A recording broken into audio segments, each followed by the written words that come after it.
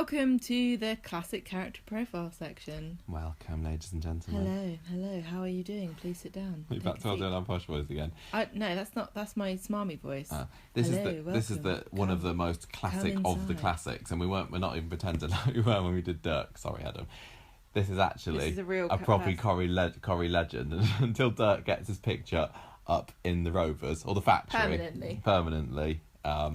Yeah. The crown is still hers. Exactly. We are, of course, talking about Betty this week. I can't believe we've made it to 253 episodes without talking about Betty. To be fair, she hasn't been in it.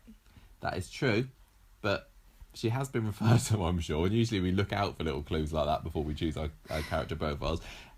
We weren't planning to do Betty today, but then she just she cropped up today, and luckily, I had a character profile of Betty already stored in the old vault that I wrote about a year and a half ago. To eat a hot pot.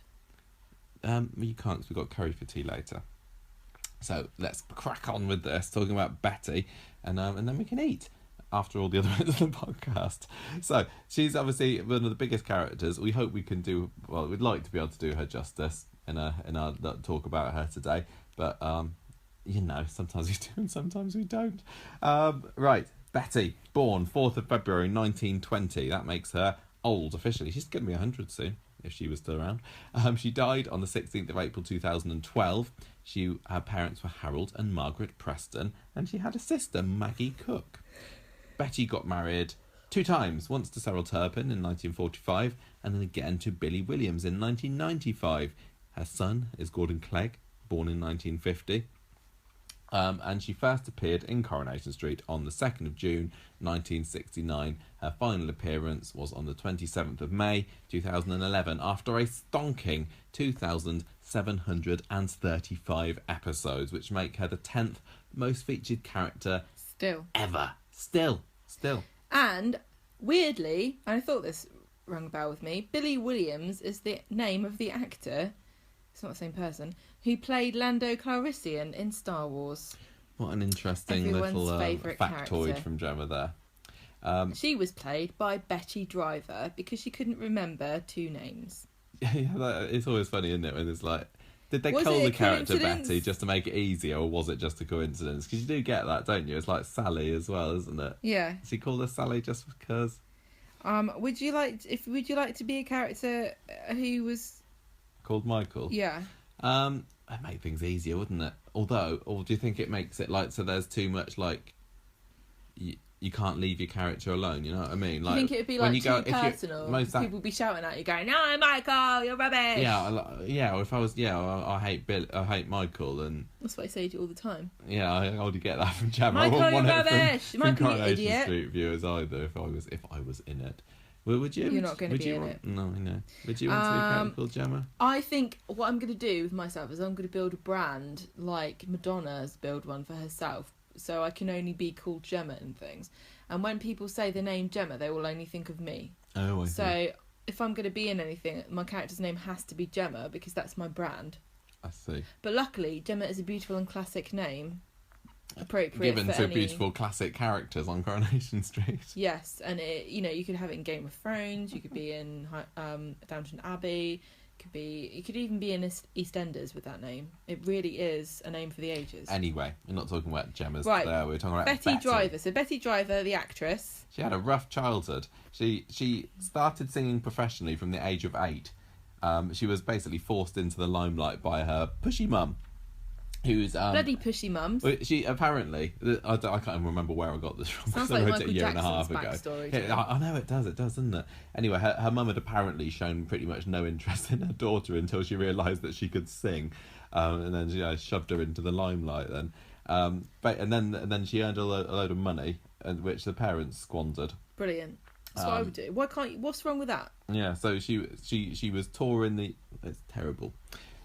She toured the UK by the time she was 12, made her first appearance on film in when she was 14 in this musical comedy called Boots, which is a very 1930s name for a film, isn't it? She starred alongside George Formby.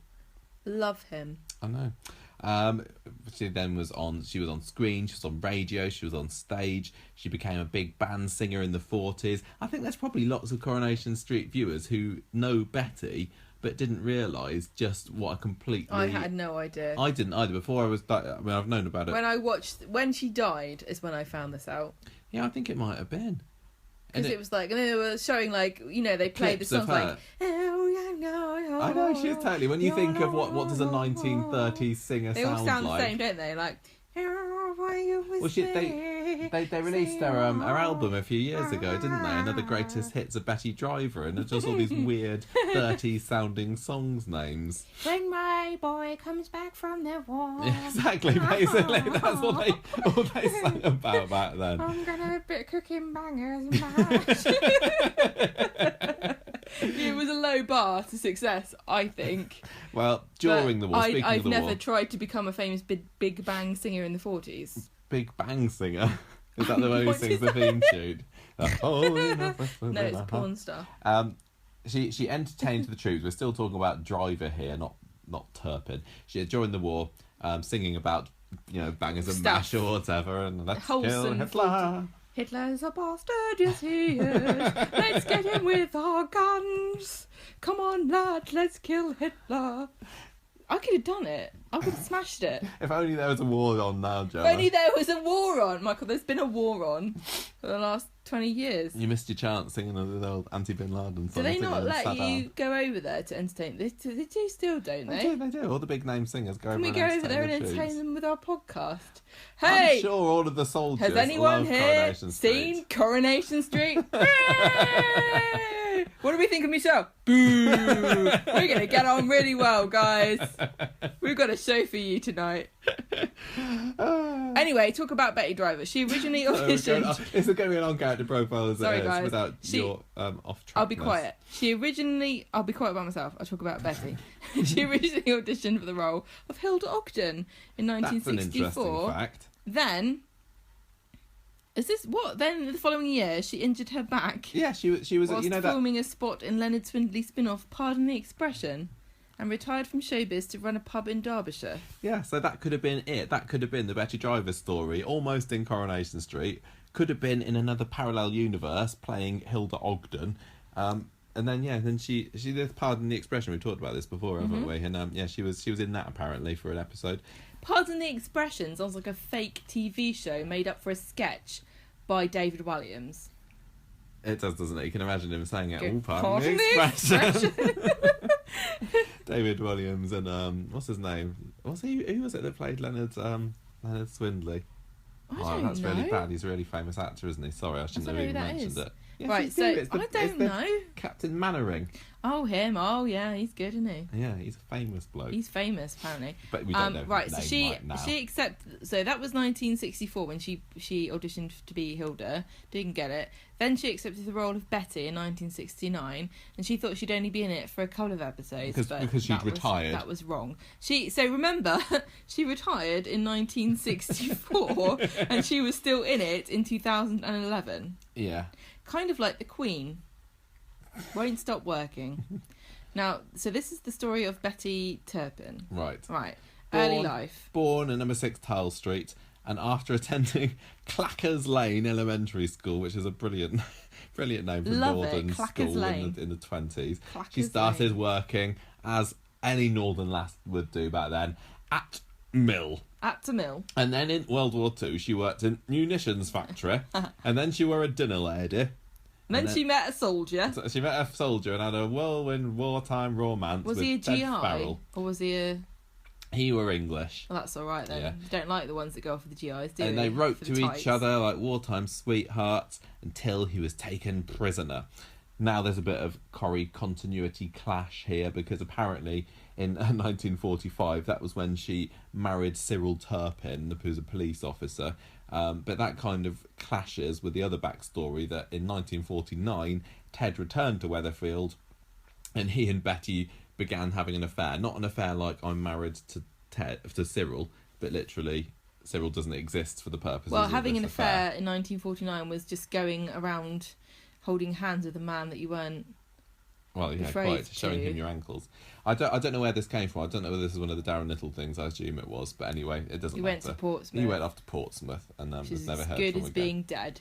1950, so we're still pre-Corrie years here. She finds out that she is pregnant with Ted's child. But when she tells him, he reveals he's already got a wife and a child. Bigamy! Exactly. So he offers to divorce her, but doesn't actually go through with it. Unbeknownst to Ted, Betty gives birth to Gordon, and because she's unmarried, which is shocking back then, she gives it to her sister Maggie and her husband Les to raise as their own. So secret child shock. Now this obviously isn't revealed in Coronation Street until much later, but we know because we are I'm sure that was Coronation Street retconning, because I experts. bet you they would never, ever want anyone to say this about anybody at that time, because it would be like the most scandalous thing. I know, scandal. So that was all the pre-Corrie stuff. This is the scandal back in the old days, is having a child when you're not married to somebody. These days it's like if you have a glass of white wine and you're pregnant. It's the same thing. It's like scandalous. You've got to be thrown in prison immediately and have the baby sucked out of you and grown in a lab. Well, it is very bad drinking when you're pregnant. No, it's not that bad. What? It's not that bad. Ask French people. Oh my god. What? No, Michael, listen, this is a fact. And I don't know the specifics, but every single country has got different things that you're allowed and not allowed to do and eat, depending on their culture. When you're pregnant. So, do you think in Japan they listen to the stuff that's like, don't eat sushi? No, they don't. You're not supposed to eat soft cheese when you're pregnant. I can't endorse drinking when you're pregnant, but I'm not an expert. I say a bottle of wine a day and a pack of fags. Bottle Never of wine hurt away, anyone. flushes the baby away. Never. If it survives, brilliant. If it doesn't, it's Darwin, isn't it? Exactly. Now, after that little controversial statement, let's go back to Betty. No one's listening to me. People take about their my advice about what to do when they're pregnant about from you. pregnancy from my thousands of children I've successfully birthed out of my own vagina. Oh, Not really. 1969. What's Betty up to?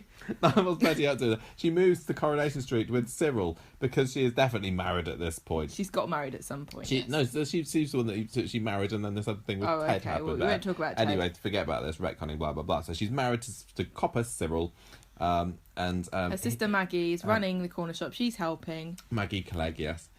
Maggie gets sick of being bossed around and persuades Jack Walker to give Betty a job in the Rovers. So this is where it all began. So Betty and Annie clashed at first because two big personalities. Yeah, exactly. She gets sacked by Christmas, gets herself a job at the Flying Horse. Then Annie apologises and she comes back. And here comes the first of many times Betty is temporarily not working at the Rovers, because the last 10-15 years of Betty's stint there was basically her retiring every 6 months, wasn't it? And then coming back again. In 1970, she was terrorised by ex-prisoner Keith Lucas. It turned out that Cyril had arrested him 3 years ago, and then Cyril finds out, goes after him with a lead pipe, and then he resigns from the force, and he and Betty move to Hillside Crescent. Drama. Then, in 1974, Cyril dies. More drama. Heart attack. Betty is left alone and sad and confused, and she ends up wandering the streets looking for him, has to be sedated. And for some reason, Maggie moves to Zaire with a new husband. As you do. No. That's what I'd do if my sister was crazy. So here comes the retconny backstory bit. So Gordon, who still believes that he's Betty's nephew, comes to Weatherfield from London to look after Betty in the shop. This is after Maggie's bogged off to Zaire. He rents it out to the Hopkins family and returns down south. And the Hopkins are a family we haven't really talked very much on the podcast because they were a bit of a Mortons, a bit of a Harris family, and that they kind of come into it for a little bit and have been forgotten about. So Granny Hopkins, which is the character's official name, discovers Gordon's birth certificate, which reveals that his mother is Elizabeth Preston, i.e. Betty.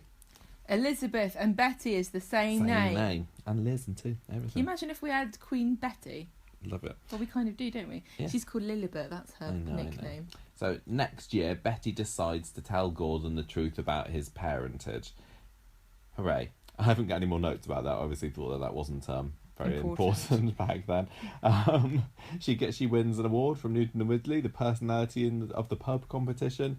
And she also thinks she sees Martha Longhurst's ghosts in 1975. Blimey, this year was a riot for Betty. Martha Longhurst's ghosts? Yes. I love it. But it turned out, I thought you would love that storyline, but it turns out that just another customer left her glasses in the Rovers, and that's all it was. She thinks she sees the ghost and then finds Martha's glasses, but it's actually someone else's glasses. She was left embarrassed when a girlfriend of Gordon's blurts out that Betty is his mum. Oh yeah, because she tells Gordon, but it's a secret. But Don't then tell anybody. Gordon's girlfriend tells everyone in the pub. Yeah. Betty gets embarrassed. She wants to move to London in shame because everyone in London has low morals. But Annie insists that nobody is judging her. I can't, because it's the 70s. We've gone through the 60s. Everyone's shagged everyone else. Annie always judged everybody. That's very rich for her to say that. 1977, Annie accused Betty of stealing £45 and suggests she should see a psychiatrist. This just sounds like made up. Betty quits and nearly takes the case to court before being persuaded to return. And this is about the same time that she decided to start making her famous hot pot. Good move. She doesn't really do anything for 5 years, apparently, according to Corrie PJ. I mean, I feel like I've been doing that for the last 5 years. 1982, Gordon's around again and he introduces Betty to his fiancée, Caroline, but upsets her by marrying... Why? Yeah, he gets married to Caroline without inviting Betty, so Betty's a bit miffed by this. Why? That's so mean. I don't really know. Then poor Betty has a broken arm after a brutal mugging. Yes. And Ted Farrell sees the article in the paper about it, comes to visit, not knowing he's Gordon's father. This is blimmin' complicated. What drama? She doesn't tell him. I don't know whether she ever told him. Let's find out. Let's carry on reading. Keep going. 1983. Betty and Bet in a lake scene. That's all you need to know about Betty in 1983. She went in a car, Annie's car. Fred was driving. They went into a lake. Bet falls down on the cow plop. That is it for 1983. And in fact, what do you call them, cow plops? No, I don't call them cow plop. Bet called it a cow plop. Who calls them cow plops? Bet. Is that a northern thing? Maybe it is. I don't know. Everyone maybe calls a northern them person. cowpats. Maybe a northern person. What do Americans call them? I don't know. You look. I bet they don't call them cowpats. You look. I bet they do. You see that cowpat? That's American for cowpat. She goes, nothing really happens in 1986. She goes to... The thing with Betty, we're jumping ahead here, but she was quite a background character, wasn't she? Yes. There weren't that many Betty storylines. She's literally forever in the cowpat background. I'm sorry. They call them cow pies. Oh, yeah, they do. Cowpats, cow dung, cow manure. Cow pie, I've heard of that. Betty's not in it much, so you can go years without having a story, but she was very important to the Rovers. She was just standing there kind of being a bit of a grump, wasn't she? Especially in her older years. I have a fact about cowpats I have to share with you immediately. It's very important that we know about this right now. A deposit of cow dung is referred to in American English as a cow chip. Or less commonly, a cow pie, and in British English, cow pat. When dry, it is used in the practice of cow chip throwing, popularised in Beaver, Oklahoma in 1970. On April 21st, Robert Devers of Elgin, Oklahoma, set the record for cow chip throwing with a distance of 180 feet 5 inches, which is 56.52 metres. Is it like a discus kind of I would imagine so. Lovely.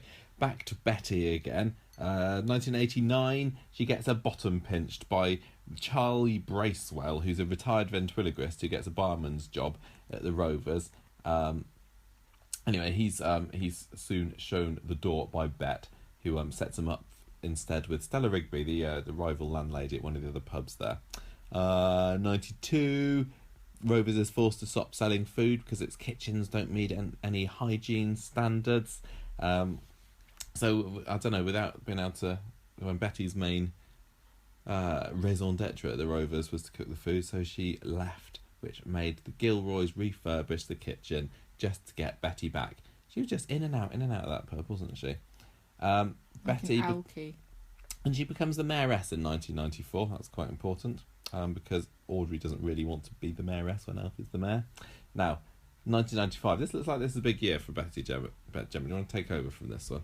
I was just looking up the London Monster because it reminded me that there was a man that used to run around stabbing women in the bottoms in London in like the Victorian times. Very interesting.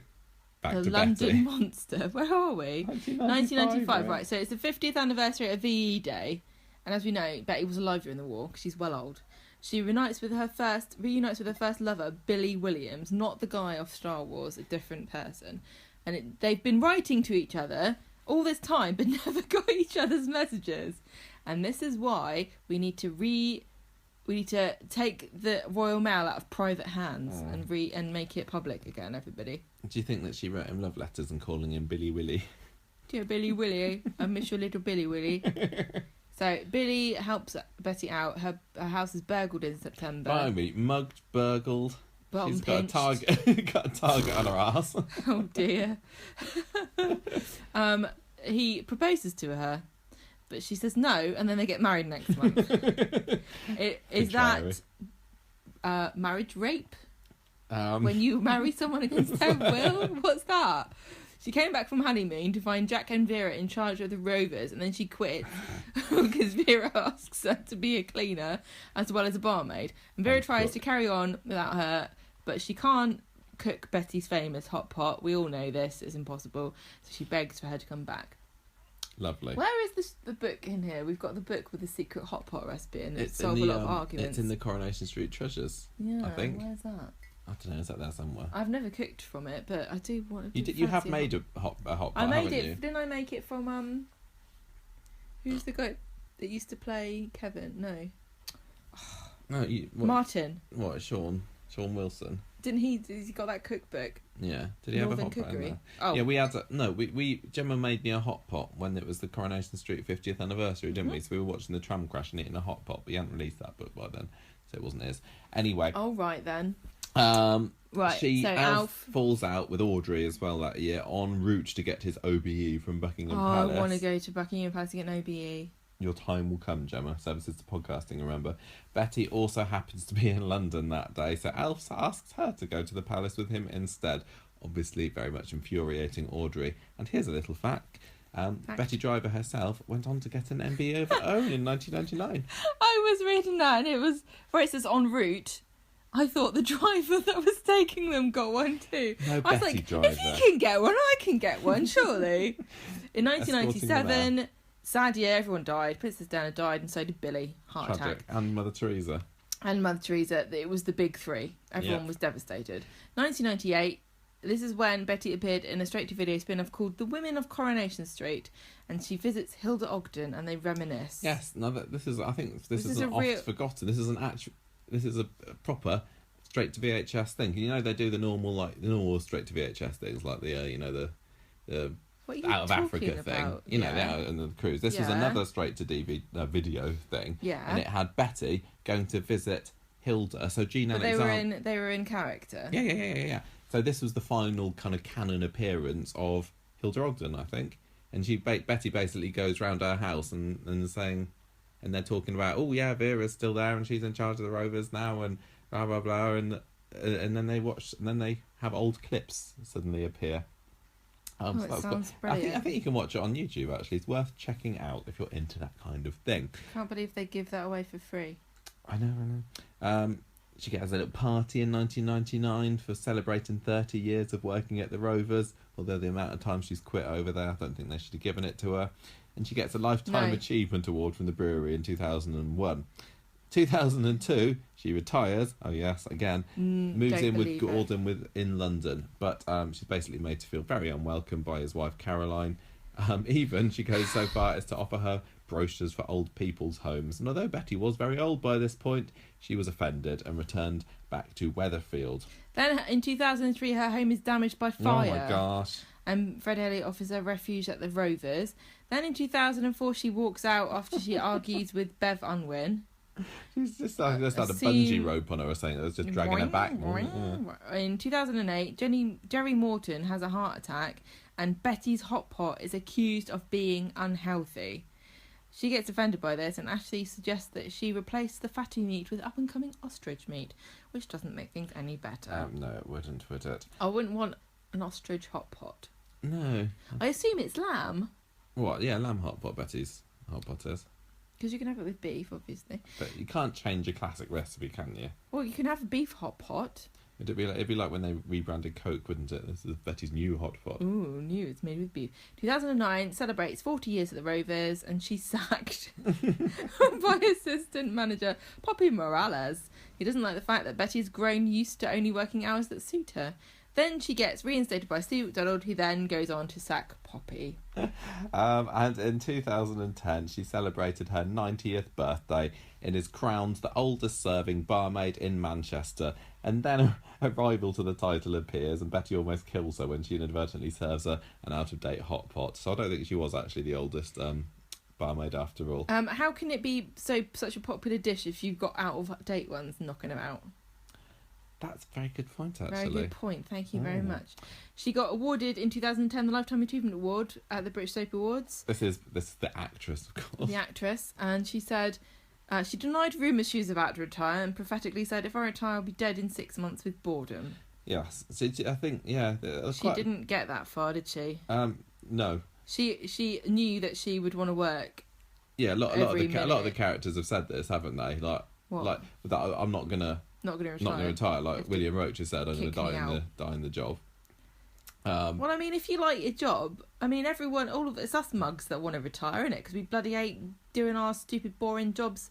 Well, I'm not going to say anything about you, but I want to retire. If I won the lottery, I'd phone up my boss and tell him to piss off, and then I'd spin around on my office chair and run around. I'd run away. And I'd get home from school at the end of the day. I'd be like, I'm not living here anymore, I've quit. 2011, she was last seen on screen trying to stop David and Kylie from coming behind the bar to speak to Becky, but she is referenced a number of times after this. Yeah, so that was Betty's final appearance, just a kind of a normal scene, stopping David and Kylie. And they did make out that Betty was still around for quite a bit, didn't they? Obviously, this was after this was the in actress May. herself got ill and died. Yeah. But they still made out that she was there, which is fair enough. But so we were kind in of May, waiting. In May was her last scene, but she also went into hospital in May with pneumonia. Yeah, and it was kind of all in the news about it coming out and everything. But sadly, she died there on the 15th of October. Yeah. And that wasn't then referenced in the show until 2012 when Gordon came up to visit Becky, but discovered discovered that she'd died peacefully in her sleep. And this was the time when Stella was in charge of the Rovers. Stella. And it wasn't really the best landlady to be the one to mark the passing of such a classic character and long-serving barmaid. And it was also really weird. This was a really weird scene because it's like Stella finds a note from Annie Walker that says that Betty was the rightful heir to the Rovers. Yeah, even though Annie doesn't make any sense. Didn't own the Rovers necessarily in order to bequeath to Betty. So then it was a weird bit of who owns it? Doesn't I think back then it was Newton and Ridley or whoever that owned it. So Annie couldn't have left it to Betty anyway. But it was just they. I remember at the time, I can't remember who it was in charge then. That wasn't Stuart Blackburn. Who was it before then? Phil Collinson, maybe? I don't remember. But anyway, he said, we're going to have a really good tribute to Betty and people are going to be surprised by this, but I think they'll like it. And then they were like, yeah, Betty was really the rightful owner of the Rovers after all. And people were just like, no, she wasn't. Why? That was just silly. They ruined that a bit. They also ruined her by making it look like they made out that she'd been scribbling away Rovers glasses across the year, and she had this massive hoard of beer glasses. When you take things without permission from your place of employment, that's called stealing. Yeah, so they made her. It's like, she's a little old lady, so it's squirreling away. No, it's stealing. It's the same as when your nan goes down the shop and walks out with bacon down her dress. It's stealing. It's not squirreling it away. Anyway, needless to say, this little bit of retconning has been swept under the carpet since then, and her portrait, however, has still been hung up in the bar, and even when he got burned down in the Rovers fire, somebody handily had another copy of it. So she has been watching over the Rovers regulars, grinning away at all their misfortunes. I like it when she's laughing in the background, something dreadful has happened, and she's in the background. Rory has died. Rory's rubbish. Don't like him. Right. Poor Rory. Yeah. So as I said, it was another one of these characters. Sorry, that sadly had to be written out off screen because Betty died.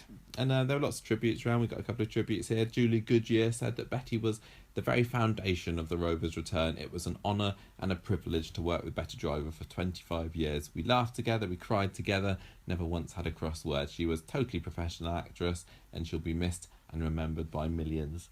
Helen Worth said everyone in the cast loved her from the youngest to the oldest. We all thought she'd be there forever. We didn't think this day would come.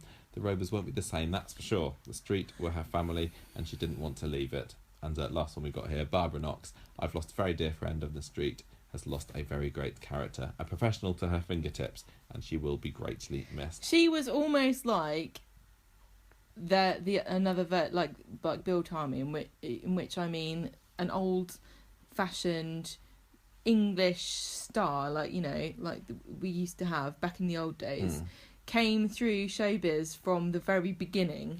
Yeah, of like singing, her whole and life was showbiz, literally, from the age of 8 to can you 90 imagine? odd. Blimey, That's all she knew. Like she'd literally been working longer than the Queen, because the Queen wasn't the Queen when she was 8. So, did you like Betty? No, I hated her. She's rubbish. I think she was really This overrated. is a tribute to her, Gemma. Of course I loved her. She was brilliant. Everyone loved Betty.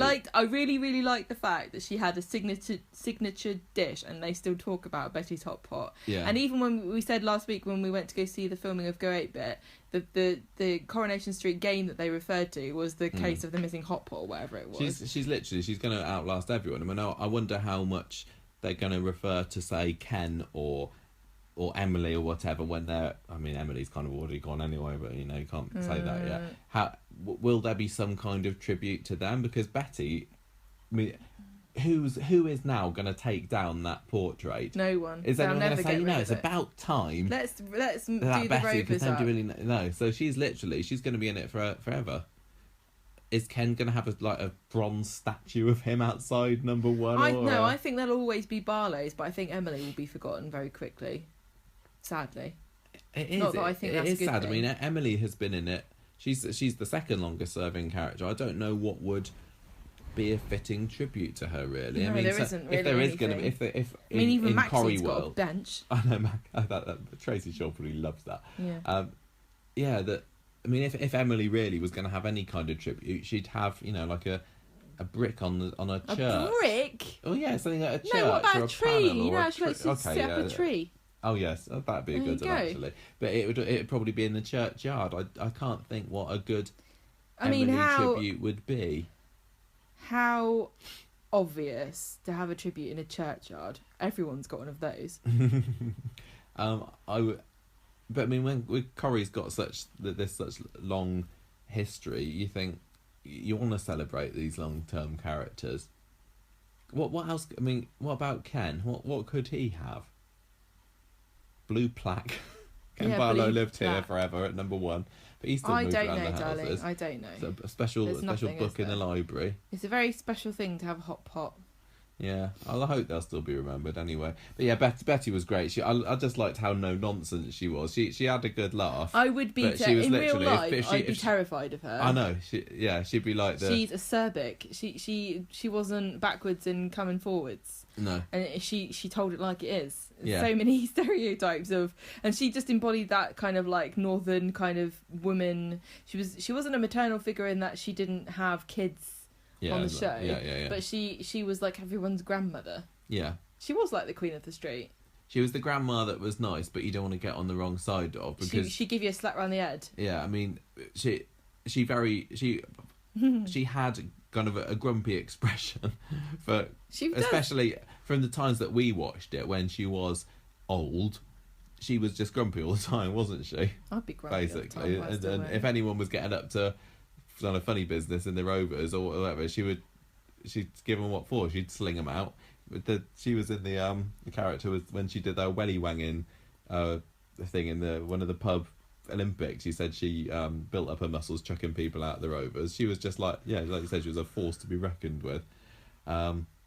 It's just a bit sad how in the end, like most of her scenes were sitting down and everything, wasn't she? She just couldn't really do much. I don't want to sit down. Well, so what? Yeah. It's like the Queen. She sits down most of the time on a throne. If I had a throne, that's what I'd do. She's always frowning. Isn't she? Remember that gif of her when she was watching her birthday celebration and she was all miserable and then she went, "Oh look, cows!" Yeah. The Queen and Betty, yeah, quite The same similar person. in many ways. Both Elizabeth. I've got an interesting quote here from Brian Park in 1988, and I don't know whether this is disrespectful or not really, but he says, I don't mean 1998. Sorry, I don't mean this disrespectfully, but people like Betty Driver, who plays Betty Williams, and they're what I call people like Betty Driver, who play Betty Williams, are what I call mantelpiece ornaments. She'll probably never hold down a major storyline, but she's part of the weave, which is true, really. We whizzed through her stories were basically she's got a secret son, and then she gets kicked out. She gets kicked out. Mugged. She gets mugged. She quits. She gets sacked. But yeah, I'd rather have that than what Michelle's storyline would be. Is Michelle is mad at Steve because Michelle is mad at Steve because Michelle is mad at Steve because Michelle breaks up with Steve. Michelle bunks up with Robert. Michelle is mad at Steve. Are there any other? Who do you think is like Betty as a mantelpiece? There's loads of them. But is there anyone who is like as respected as Betty? No, but this is what I said before about the difference between characters and caricatures. Like, she is one of the caricatures. She's like a Norris and a Mary and an Emily and all these background people that are in it, and everyone loves them, but they don't have their own storylines necessarily, and it doesn't matter. And when they do give them storylines, it doesn't always make any sense, and it doesn't always stick. And it sometimes feels a bit silly because they're involved in this high drama all of a sudden when we don't really want them to be involved in high drama. I don't want Mary to have a secret son. I mean, that kind of thing. There are lots of background characters. Some of them you think, well, just get rid of them then. But I don't think anyone would ever really say, well, why don't they just get rid of Betty? No. Just like I don't think people would say, oh, get rid of Norris, get rid of Mary, just because they're not doing anything. Because that's what I mean. Yeah, she was. Those people are what makes Corrie so much more interesting than other. But people do say get rid of Sean. I don't agree with that. But yeah, it's like you said, all part of the creative fabric of Coronation Street, and a very, very classic character, very sadly missed. It really isn't. You haven't said the most interesting fact, which is in 1995, pie manufacturer Holland's Pie launched a range called Betty's Kitchen, which was named after the character. What more of a tribute than that? That I would die happy if somebody named a range of ready meals after me. There we go. That's all I'm going to say. There is Betty. If you'd like to tell us anything about what you think about Betty, give us your Betty memories. Yeah. Have you made a hot pot in her honour? That's the question. Exactly. And if not, why not? Here's another fact for you, Gemma. Did you know that Betty Driver was a vegetarian? No, I didn't know that. Well, there you go. Really? Yeah. That's really interesting. I just pulled that Betty fact. Out of your ass? Yeah, I did, but it's a true one. Do you remember when they were doing... Do you remember that weird thing when they decided they were going to change the menu and make Sally's Herbie Cobbler? Yes. Do you remember that? They were trying to replace Betty's Hot Pot. They had some kind of competition, didn't they, to for viewers to come up with the next Rovers dish, and Sally's Herbie Cobbler was the winner. And I'm sure that was vegetarian. I don't remember, but I don't think it really got anywhere. It didn't catch on, did it? No, it's not quite as catchy, is it? No. But there we go. There is Betty.